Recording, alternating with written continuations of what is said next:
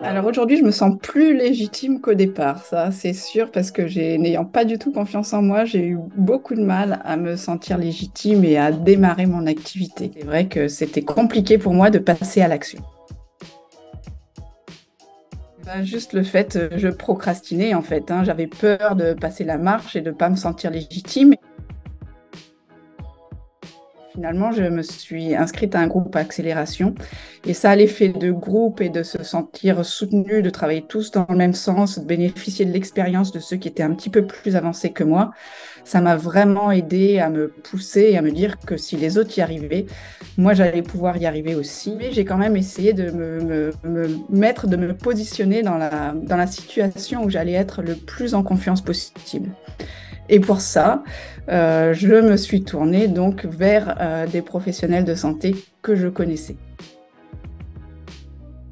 Dès lors que j'ai validé mes formations, en fait, moi, je me suis sentie légitime de suite.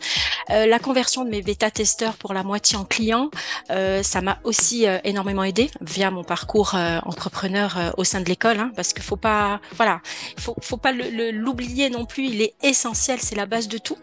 Et ça m'a donné en fait ces deux outils, la légitimité pour me présenter directement à la fin même avant la fin de mes formations devant mes médecins, mon propre médecin traitant en disant j'ai le projet 2, je souhaite me reconvertir, je suis passionnée par la nutrition et par le bien-être des personnes.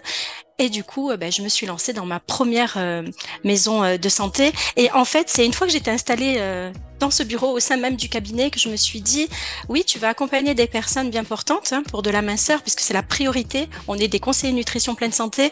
Mais ben, les médecins, ben, ils vous envoient certains de leurs patients avec une pathologie ou plusieurs pathologies. Et là, je me suis dit, mais en fait, ça m'intéresse trop et la passion a débordé. D'où mon inscription est soutenue par les médecins avec lesquels je travaille. Je suis avec 8 médecins généralistes actuellement qui m'ont incité en fait à m'inscrire auprès de au sein du BTS diététique. Et là, je suis en deuxième année. Moi, là où je me sens légitime, clairement, et là où j'estime que c'est mon domaine d'expertise, c'est le rééquilibrage alimentaire, c'est la minceur et c'est l'accompagnement vers une alimentation IGBA. Hein, donc finalement, c'est trois champs d'action qui sont dans le domaine du bien portant. Mais à partir du moment où on est sur des pathologies, sur des maladies de Crohn, sur un syndrome des intestins irritables, sur un système inflammatoire, par exemple, ou bien encore sur des troubles du comportement alimentaire, ben, je préfère de manière générale réorienter vers des spécialistes du domaine.